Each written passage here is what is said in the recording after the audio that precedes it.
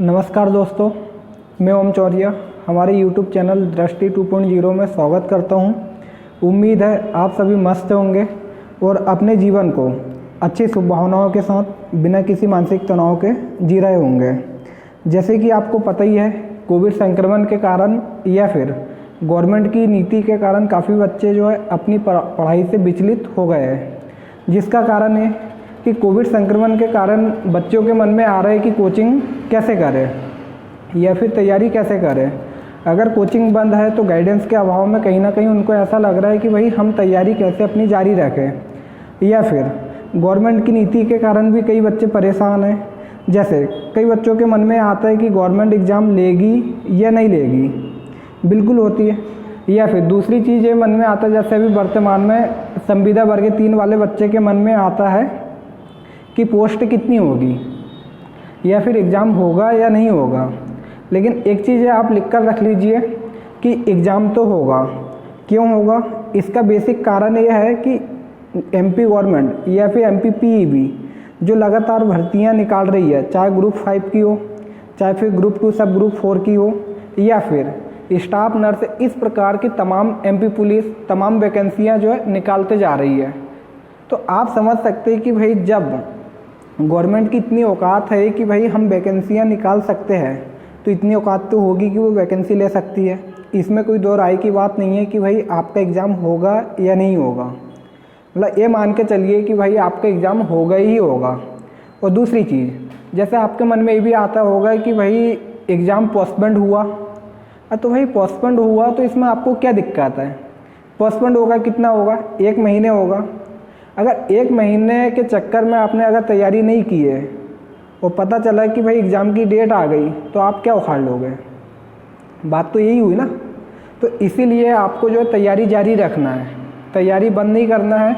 अगर आपने बंद की और ये मान के चले कि भाई हम जो है 1 महीने में पूरी तैयारियां कर लेंगे, तो ये पॉसिबल नहीं है। क्योंकि आपका एग्ज़ाम में अगर 5 सिलेबस है, 5 सब्जेक्ट है, तो 5 सब्जेक्ट एक महासागर के बराबर है।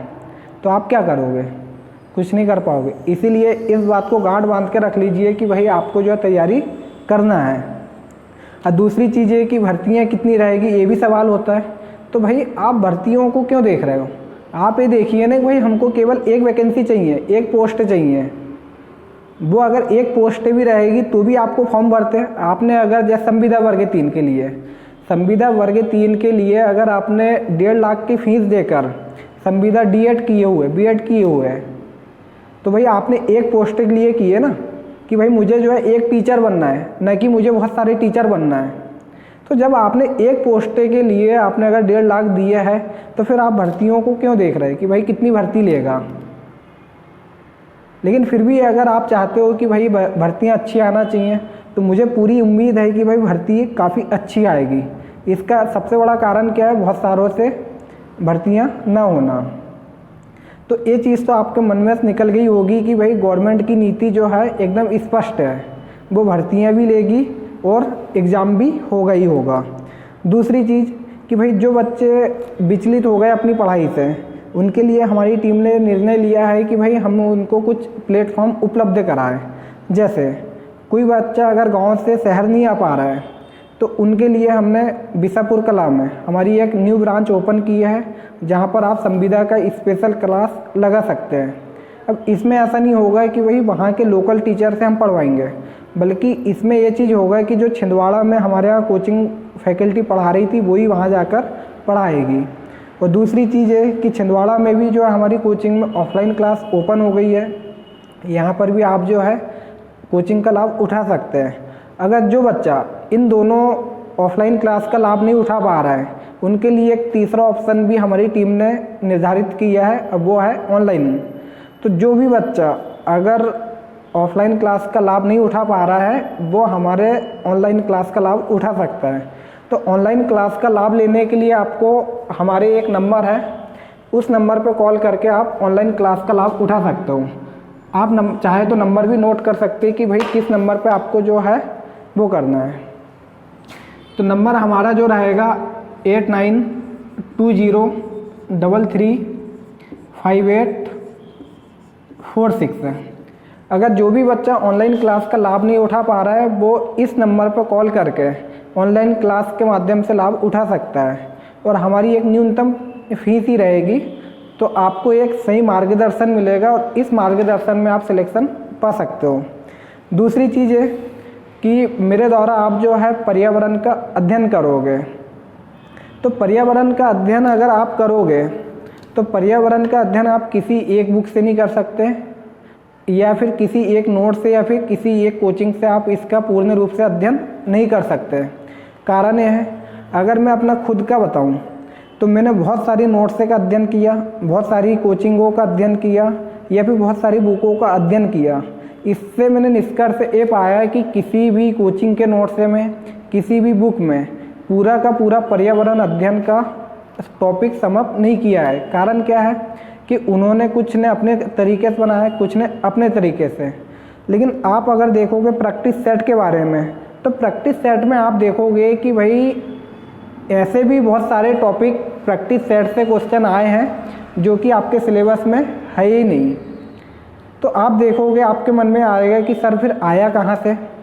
तो आप मूल भावनाओं को या फिर पर्यावरण अध्ययन का जो सिलेबस है इसकी मूल भावनाओं को आपने नहीं समझा है। मतलब मेरा तो पर्सनल जो अनुभव है उसके आधार पर मैं ये कह रहा हूँ कि पर्यावरण अध्ययन का प्रत्येक जो शब्द है वो अपने आप में क्या है, टॉपिक है।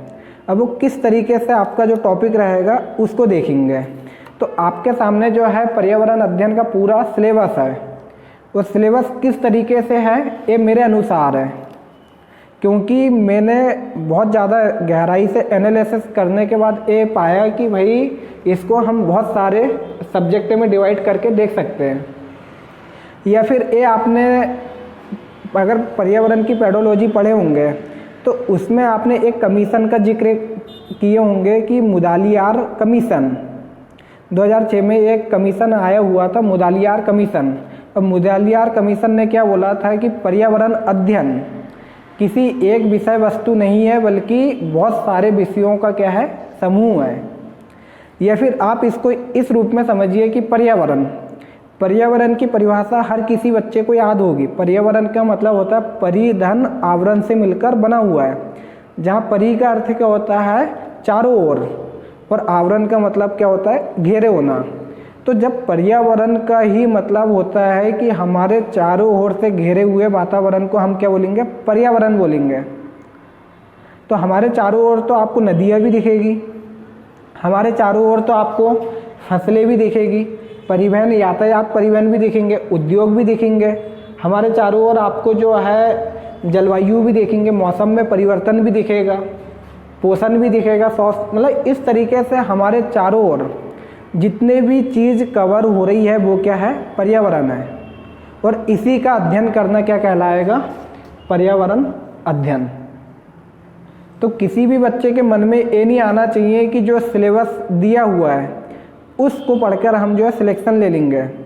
आप ये लिख कर रख लीजिए कि आपके पास जो भी बुक होगी, अगर आप केवल एक बुक के माध्यम से पढ़ते होंगे तो मैं दावे से कह रहा हूँ कि 20 अंक की अगर इन्वायरमेंट या फिर पर्यावरण अध्ययन है तो 20 अंक में से केवल आपके 10 ही अंक आएंगे। मतलब 10 अंक से ज़्यादा के क्वेश्चन उसमें देखने को नहीं मिलेंगे। कारण यह है कि भाई जब पर्यावरण की परिभाषा ही यह है कि भाई हमारे चारों ओर फैले हुए आवरण को हम क्या बोलेंगे, पर्यावरण बोलेंगे। तो हमारे चारों ओर तो क्या क्या चीज़ नहीं मिलेगी, आपको अनगिनत चीज़ मिलेगी।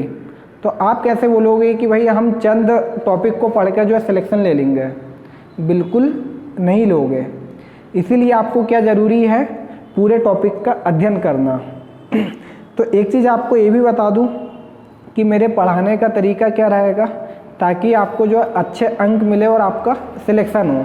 अगर आप मेरे तरीके से पढ़ोगे तो मुझे विश्वास है कि भाई आपका किसी भी रूप में, आपके किसी भी तरीके से अंक नहीं कटेंगे।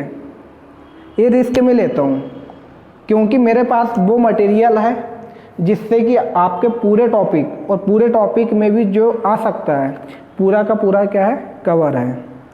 तो देखिए आपको मेरे तरीके से क्या पढ़ना होगा।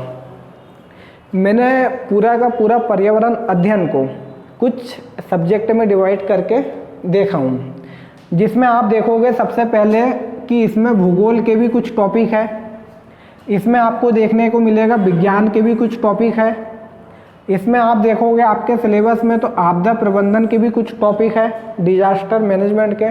आप देखोगे तो इसमें पारिस्थितिकीय तंत्र के भी कुछ टॉपिक है, या फिर इसमें खुद पर्यावरण का भी क्या टॉपिक है। इसके अलावा अंतरिक्ष विज्ञान तो सिलेबस में लिखा हुआ है, खेल भी आपके सिलेबस में लिखा हुआ है। आपको देखने को मिलेगा सामाजिक विज्ञान, इसके भी कुछ टॉपिक जो है इसमें दिए हुए हैं। और अंत में आप देखोगे राजनीति विज्ञान, ये आपके सिलेबस में नहीं दिया है, लेकिन मैंने काफ़ी बुकों में, काफ़ी प्रैक्टिस सेट में ये देखा कि आपके पॉलिटिकल साइंस से भी कुछ क्वेश्चन पूछे गए हैं। चाहे तो मैं आपको प्रैक्टिस सेट के जो क्वेश्चन पूछे गए उसका जिक्र मैं कर सकता हूँ। इसलिए आप इस भ्रम में मत रहिए कि भाई क्या नहीं पूछा जाएगा, बल्कि ये संभावना व्यक्त कीजिए कि भाई क्या पूछा जा सकता है। ठीक, तो देखिए पहले मैं आपको एक बार सिलेबस का अध्ययन करवा देता हूँ कि आखिर आपको किस तरीके से पढ़ना है। ठीक, तो आप देखोगे भूगोल में, तो भूगोल में आपका जो स्टार्ट होगा वो कहाँ से स्टार्ट होगा? ब्रह्मांड से। ब्रह्मांड में आप देखोगे ब्रह्मांड की उत्पत्ति के बारे में, आपने सौरमंडल के बारे में देखने को मिलेगा। सौरमंडल में आप बहुत सारे ग्रह के बारे में देखेंगे, और बहुत सारे ग्रह में अगर हमारे एक पृथ्वी है तो पृथ्वी ग्रह के बारे में आपको इसमें देखना होगा। किसमें? ब्रह्मांड में। इसके अतिरिक्त आपको जब ब्रह्मांड में एक पृथ्वी है और पृथ्वी में आप देखोगे तो एक देश है, कौन? भारत। तो हल्का सा आपको भारत का सामान्य परिचय भी जानना पड़ेगा। क्यों? क्योंकि भारत के सामान्य परिचय से आपको क्वेश्चन देखने को मिलेंगे। ठीक, इसके अतिरिक्त अक्षांश और देशांतर रेखाएं, ये भी आपके टॉपिक में दिया हुआ है। इसके बारे में देखोगे कि अक्षांश रेखा क्या होती है, देशांतर रेखा क्या होती है। इसके अतिरिक्त आपको जो है जलवायु, मौसम चक्र के बारे में आपको जिक्र है। तो मौसम चक्र अगर आपके सिलेबस में दिया है तो इससे खुद ब खुद क्या निकल कर आता है? जलवायु। और जलवायु एक क्या है? भूगोल का एक क्या है? टॉपिक है। ठीक, इसके अतिरिक्त आप देखोगे आपके टॉपिक में पानी के स्रोत के बारे में दिया हुआ है। तो पानी के स्रोत से खुद ब खुद क्या निकल कर आ रहा है कि भाई इसमें क्या होगी? नदियाँ भी शामिल होगी, कुआं भी शामिल होगा, इसमें नहर भी शामिल होगी। तो आपको इसमें ये देखना पड़ेगा कि भारत में कौन कौन सी नदियाँ हैं, कौन कौन सी नहरें हैं, और कौन कौन से क्षेत्र में इनसे क्या हो रही है? सिंचाई हो रही है, मतलब नदी परियोजना के बारे में। इसके अतिरिक्त आप देखोगे तो आपके इसमें दिया हुआ है फसलों के बारे में, फसल एवं उसके उत्पादक क्षेत्र। तो आपके टॉपिक में अगर फसल दिया हुआ है तो फसल का मतलब होता है कि भाई कौन कौन सी फसलें भारत में बोई जाती है, या फिर उसके कौन कौन से उत्पादक क्षेत्र है। क्लियर हुआ? इसके अतिरिक्त आपके टॉपिक में एक टॉपिक दिया हुआ है परिवहन। तो परिवहन में आप देखोगे कि कौन कौन से परिवहन है, चाहे वो जल परिवहन हो, चाहे वो वायु परिवहन हो, या फिर स्थल परिवहन हो, या फिर इनके भी कुछ डिवीज़न दिए हुए हैं। तो इन डिवीज़न को आप इसमें देखोगे, किसमें? परिवहन में। ठीक, इसके अतिरिक्त आपका एक टॉपिक रहेगा भूगोल में, वो है आपका उद्योग। उद्योग दिया हुआ है आपके से, दिया रहेगा खनिज के बारे में। खनिज क्षेत्र आपके टॉपिक का हिस्सा है। अगर आपके टॉपिक में या सिलेबस में खनिज दिया हुआ है तो खनिज से खुद ब खुद क्या निकल कर आ रहा है? उद्योग निकल कर आ रहा है, क्योंकि खनिज आधारित जो रहते हैं उद्योग रहते हैं। आपको एक टॉपिक दिया हुआ एनर्जी, ऊर्जा के स्रोत, जैसे नवीनीकृत स्रोत या फिर अनवीकरणीय स्रोत। तो ये सभी किसमें आएंगे? एनर्जी में। या फिर प्राकृतिक संसाधन, जैसे कि मैंने आपको बताया हीरा एक क्या है? प्राकृतिक संसाधन है। सोना, इस तरीके से जितने भी खनिज आएंगे वो किस में आएंगे? प्राकृतिक संसाधनों में। क्लियर हुआ? ये तो आपके पूरा का पूरा किसके टॉपिक हो जाएंगे? भूगोल के।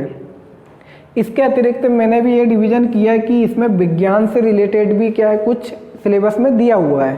क्या दिया हुआ है? आपके पोषण आहार के बारे में दिया है, जिसमें आप देखोगे विटामिन्स के बारे में, कौन कौन से विटामिन्स होते हैं। आप देखोगे कार्बोहाइड्रेट के बारे में देखोगे, आप देखोगे प्रोटीन के बारे में। तो ये सभी किस में शामिल हो जाएंगे? पोषण आहार में शामिल हो जाएंगे। इसके अतिरिक्त स्वास्थ्य के बारे में दिया हुआ है कि भाई मानव स्वास्थ्य के बारे में आपको ये सिलेबस में टॉपिक दिया हुआ है, इसका आप अध्ययन करोगे। इसके अतिरिक्त खाद्य संसाधनों की सुरक्षा, कि भाई जिससे कि खाद्य संसाधन ऐसे होना चाहिए जो सुरक्षित होना चाहिए ताकि मनुष्य बीमार ना पड़े। आप इसमें देखोगे मानव शरीर के बारे में आप देखोगे कि भाई मानव शरीर की जो संरचना है इसके बारे में आप क्या करोगे, अध्ययन करोगे। या फिर अगर मानव शरीर में कोई अंग डैमेज होता है या फिर रोग आ जाता है तो प्रमुख रोगों के बारे में आप देखोगे। तो ये तो जितने भी टॉपिक है वो किस में आ जाएंगे, आपके विज्ञान में हो जाएंगे। ठीक, इसके अतिरिक्त कुछ टॉपिक आपके सिलेबस के जो है इससे रिलेटेड है, किससे, आपदा प्रबंधन से। जैसे आपके टॉपिक में दिया हुआ है भूकंप के बारे में कि भारत में किस किस क्षेत्र में भूकंप आते हैं, भूकंप क्या होते हैं इसके बारे में। बाढ़ आती है भारत में तो बाढ़ के बारे में आपको पढ़ना होगा। सूखा पड़ता है, सूखा के बारे में देखना होगा कि किस क्षेत्र में सूखा पड़ता है, किस क्षेत्र में सूखा नहीं पड़ता। या फिर सुनामी के बारे में, सुनामी क्या होती है इसके बारे में आप देखोगे। भारत में सुनामी आती है या नहीं आती है इसके बारे में देखोगे। ज्वार भाटा का नाम आपने सुने होंगे, समुद्र तट की जो लहरें आती है उसको ज्वार बोलेंगे, अगर लहरें वापस जाए तो उसको क्या बोलेंगे, भाटा बोलेंगे। तो इसके बारे में विस्तृत अध्ययन करेंगे। ओजोन परत के बारे में जैसे वर्तमान में काफ़ी ये चर्चा का विषय है और क्वेश्चन इससे आएंगे। आप देखोगे पूरे सिलेबस में जो करंट के मुद्दे रहेंगे, चर्चा के विषय रहेंगे, उससे सबसे ज़्यादा क्वेश्चन आएंगे। तो जैसे कि वर्तमान में ओजोन क्षय जो है काफ़ी चर्चा में है, या फिर ग्लोबल वार्मिंग भी क्या है, काफ़ी चर्चा में है। क्योंकि कोविड संक्रमण के कारण क्या हुआ, काफ़ी परिवहन व्यवस्था रुक गई है। उनके रुकने के कारण या फिर उद्योगों के बंद होने के कारण क्या हुआ, जो वायु प्रदूषण हो रहा था वो कम हुआ, और वायु प्रदूषण कम होने के कारण तापमान में किसी भी प्रकार से वृद्धि नहीं हुई। और तापमान में वृद्धि नहीं हुई तो ओजोन परत का भी क्या हुआ, क्षरण नहीं हुआ। तो इसके बारे में देखोगे। ग्रीन हाउस प्रभाव क्या होती है इसके बारे में देखोगे, या फिर जीवाश्म ईंधनों के बारे में आप देखोगे। तो ये सभी किस में आ जाएंगे, आपके से आपदा प्रबंधन में। क्लियर हुआ। इसके बाद आप देखोगे पारिस्थितिकीय तंत्र के बारे में।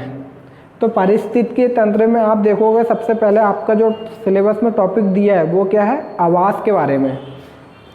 तो आपके इसमें क्या हो जाएंगे, आवास। और आवास किसका होगा, पशुओं का आवास होगा, पक्षियों का आवास होगा, आपके से किसका आवास होगा, जानवरों का आवास होगा। तो ये सभी किस में आ जाएंगे, आपके से इसमें आ जाएंगे। फिर आप देखोगे इसमें कि पारिस्थितिकी तंत्र में क्या रहते हैं, प्रमुख बहुत सारे वन रहते हैं। वनों के बारे में देखोगे, वनों के प्रकार के बारे में देखोगे, या फिर आर्द्र भूमियाँ, मिट्टियों के बारे में देखोगे। ये सभी आपके किस में हो जाएंगे, पारिस्थितिकीय तंत्र में। ठीक, इसके बारे में भी हम विस्तृत अध्ययन करेंगे। इसके अतिरिक्त आप देखोगे तो अगला आपका टॉपिक रहेगा पर्यावरण। पर्यावरण के कुछ टॉपिक इसमें शामिल हैं, जैसे कि प्रदूषण के बारे में देखोगे, पशु पक्षियों के बारे में देखोगे। पर्यावरण में अगर पशु पक्षी है तो उनके लिए कुछ नेशनल पार्क बनाए गए, इनके बारे में देखोगे। टाइगर रिजर्व के बारे में देखोगे, एलिफेंट रिजर्व के बारे में देखोगे कि भारत में कौन कौन से नेशनल पार्क है, कौन कौन से टाइगर रिजर्व है। वो सभी के सभी किस में आ जाएंगे, आपके से पर्यावरण में आ जाएंगे। क्लियर हुआ। इसके अतिरिक्त आपके टॉपिक में स्पष्ट रूप से लिखा है अंतरिक्ष विज्ञान। तो अंतरिक्ष विज्ञान में आप क्या देखोगे कि भाई हमारे यहाँ पर सबसे पहले अंतरिक्ष में कौन सा मिशन भेजा गया, या फिर आगामी रूप से जो है कौन कौन से अंतरिक्ष अभियान भेजे जाएंगे। जैसे वर्तमान में आपने अभी सुने होंगे चंद्रयान 2 जो है भेजा गया, लेकिन ये प्रयास हमारा क्या रहा, असफल रहा।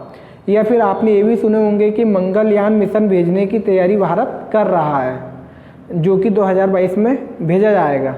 तो जब आपके सामने अंतरिक्ष विज्ञान टॉपिक दिया है तो खुद ब खुद एक टॉपिक निकल कर आ रहा है इसरो के बारे में। तो आपको जो इसरो के बारे में जानना क्या है, ज़रूरी है। तो ये भी जो है किस में मिलेगा, आपको अंतरिक्ष विज्ञान में पढ़ने को मिलेगा।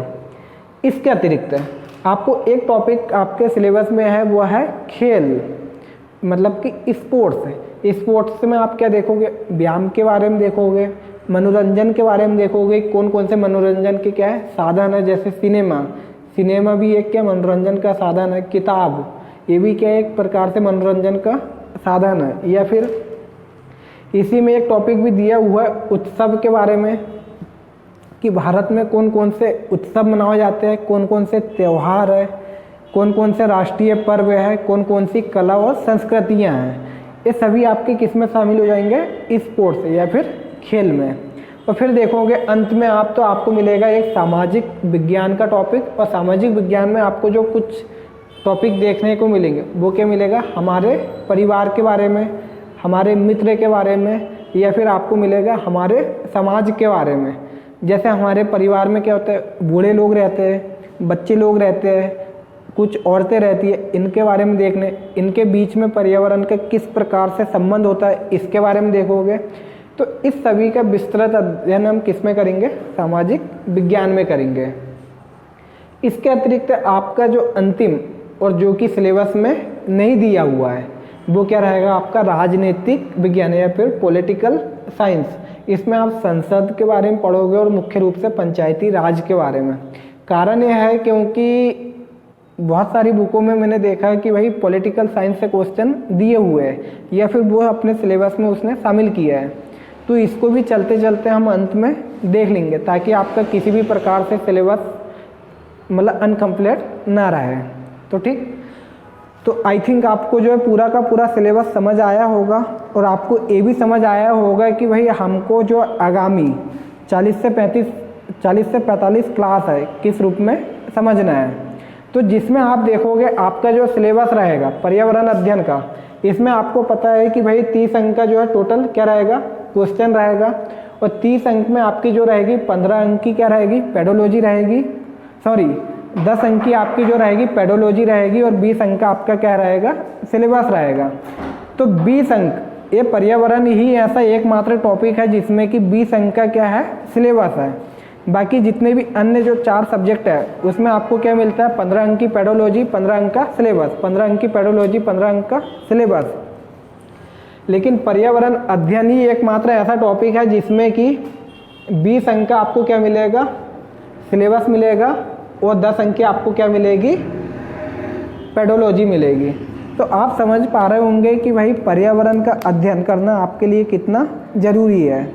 तो इतना तो आपको आई थिंक समझ आ गया होगा, ठीक। और जिसको अगर मेरे अनुसार सिलेबस लिखना है तो वीडियो को पोस्ट कीजिए, और पोस्ट करने के बाद पूरा का पूरा सिलेबस लिख सकते हैं, ताकि आगामी जो 40 से 45 क्लास हमारी रहेगी उस क्लास में आप जो है मेरे अनुसार पढ़ सकें, ताकि आने वाले समय में किसी भी बच्चे से ये ना निकले कि यार सर जो है कैसे पढ़ा रहे हैं। इसीलिए मैंने आपको स्पष्ट कर दिया कि मेरे पढ़ाने का तरीका ऐसे ही रहेगा। सबसे पहले मैं भूगोल पढ़ाऊँगा, फिर विज्ञान पढ़ाऊँगा, फिर आपदा प्रबंधन, फिर पारिस्थितिकी, पर्यावरण, अंतरिक्ष विज्ञान, खेल और सामाजिक विज्ञान। तो क्लियर हो गया होगा, ठीक। तो स्टार्ट करते हैं, ताकि ऐसा नहीं लगना चाहिए बच्चों को कि सर आए, सिलेबस समझाए और चले गए। तो कुछ बेसिक चीज़ें हमको समझना होगा। तो स्टार्ट करते हैं हम पर्यावरण से। पर्यावरण से स्टार्ट करते हैं। जैसे आपको मैंने पूर्व में बताया कि पर्यावरण का मतलब क्या होता है।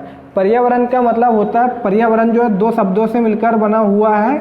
एक होता है परि और प्लस आवरण। परि प्लस आवरण। जहाँ परि का मतलब क्या होता है, परि का मतलब होता है चारों ओर, और आवरण का मतलब क्या होता है, घेरे होना। आवरण का मतलब क्या होता है, घेरे होना। मतलब पर्यावरण का मतलब होता है कि हमारे चारों ओर से घेरे हुए वातावरण को हम क्या बोलेंगे, पर्यावरण बोलेंगे। हमारे चारों ओर से घेरे हुए वातावरण को हम क्या बोलेंगे, पर्यावरण बोलेंगे, ठीक। तो आपने देखे पर्यावरण की परिभाषा, तो समझिए कि पर्यावरण अध्ययन हम क्यों पढ़ते हैं।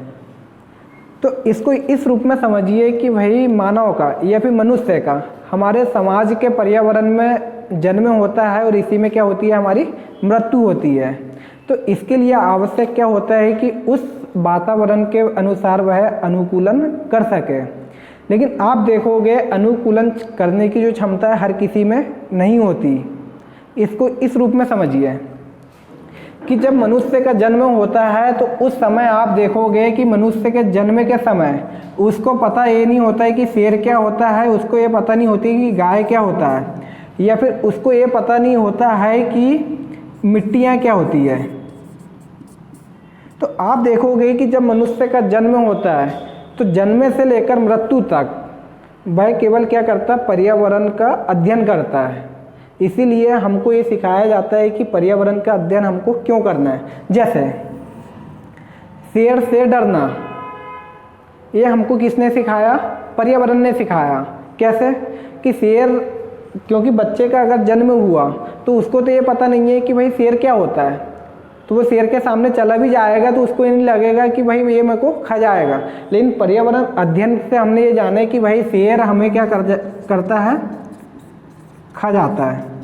क्यों? क्योंकि हमने पर्यावरण से सीख लिए कि भाई शेर जो है एक मांसाहारी पशु है, ये किसी का भी मांस खा सकता है, इसीलिए शेर से डरना, ये भी क्या है, पर्यावरण अध्ययन। हमने कैसे पता किए कि गाय जो है गौ माता है, इससे हमको जो है दूध की प्राप्ति होती है, इसको हमको जो है पालना चाहिए। तो इसको हमने किससे देखे, वातावरण से, पर्यावरण से सीखे कि भाई इसका जो दूध है ये पोषण आहार के रूप में हम ले सकते हैं। तो ये भी किससे सीखे, मिट्टियों के बारे में कि भाई मिट्टियाँ जो है उपजाऊ होती है, इस पे हम क्या कर सकते हैं, फसलों को उगा सकते हैं। या फिर इसको इस रूप में भी समझिए कि पर्यावरण का अध्ययन करना क्यों ज़रूरी है। जैसे ये होता है ना कि ठंडे प्रदेशों में अगर आप जाओ या फिर गर्मी प्रदेशों में अगर जाओ तो सरवाइव करना क्या होता है, आसान नहीं होता है।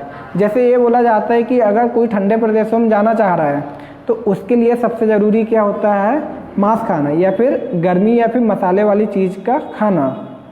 क्यों? क्योंकि अगर वो व्यक्ति मसाला या फिर गर्म जो होने वाली चीज़ है, वस्तुएं हैं जैसे मसाले, अगर इसका सेवन नहीं करेगा तो वो उस प्रदेश में सरवाइव नहीं कर पाएगा।